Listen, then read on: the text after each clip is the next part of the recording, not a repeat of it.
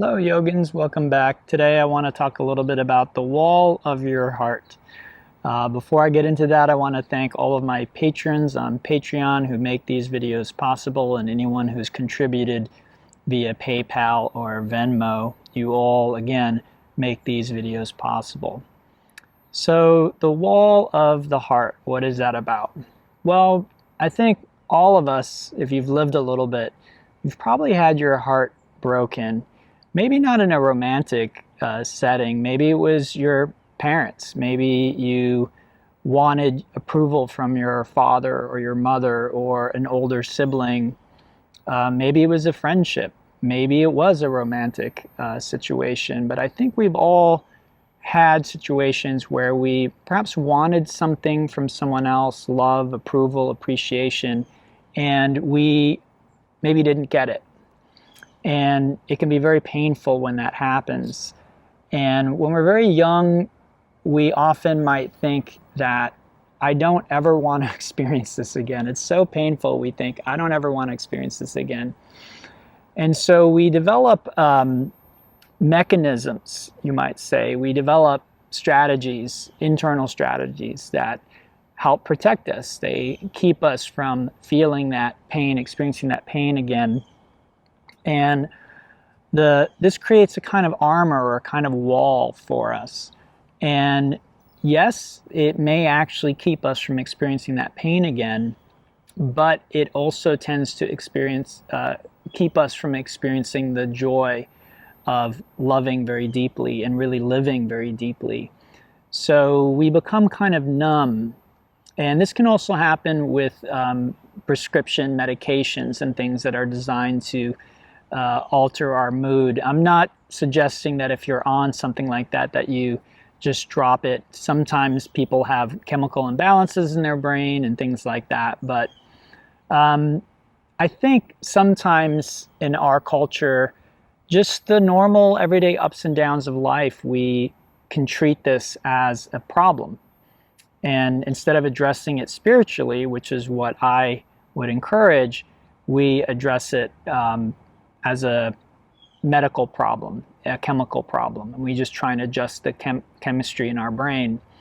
And this can have the same kind of effect where there's a sort of dullness or a layer between us and the visceral, intense experience of really being alive and really living.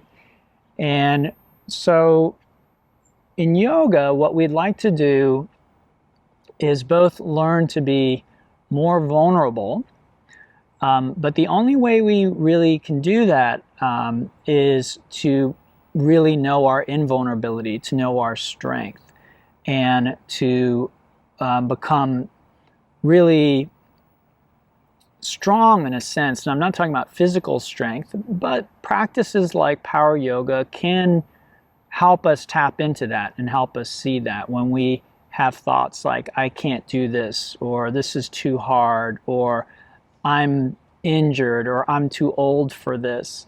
Those are very disempowering thoughts, and they are thoughts that drain us and make us weak. And so while we may never be able to do an arm balance or a handstand or some incredible feat that impresses people on Instagram, that's not really what's important. That's not the point of that practice. Maybe just holding a triangle pose is challenging for you. Maybe just being in a hot room doing power yoga at all, doing a single vinyasa or a single push-up, maybe that's a challenge. Especially if you think that you're too old or you're injured, then that can be very empowering, just getting through a class, even though you don't do half the class.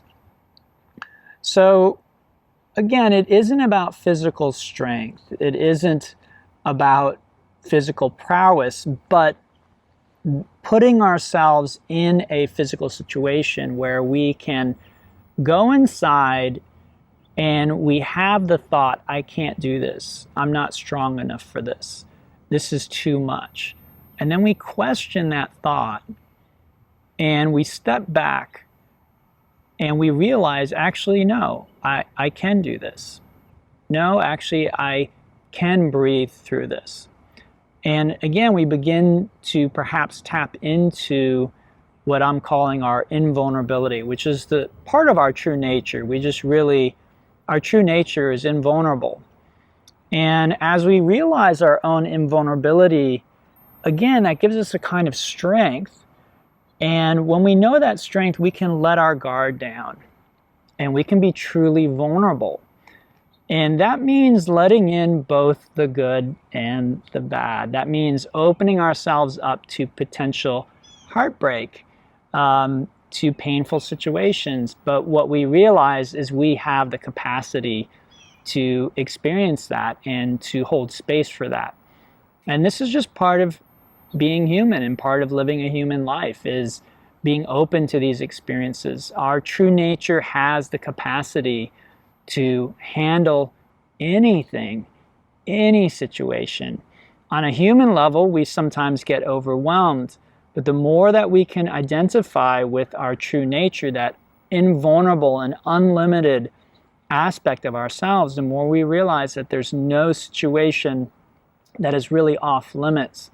And again, I'm not talking about necessarily physical prowess. We may never be able to do handstand or crow pose or some other crazy posture. That's not important. What we want to be able to do is show up fully for our lives moment by moment, and to show up fully in a loving, compassionate way. And that requires a certain kind of strength, an inner strength, and again, knowledge of our invulnerability. The more we realize that we are not vulnerable, that we are, in a sense, invincible on a spiritual level, then we stop being afraid of what life dishes at us. And we see it all as a challenge and interesting, and we welcome the challenge. All right, everyone, I hope you got something from this talk. If there are any questions, please let me know. And once again, thank you so much to everyone who's contributed via PayPal, Venmo, and all my patrons on Patreon. You make these talks possible. You support this community. Thank you so much. Have a great day. Namaste.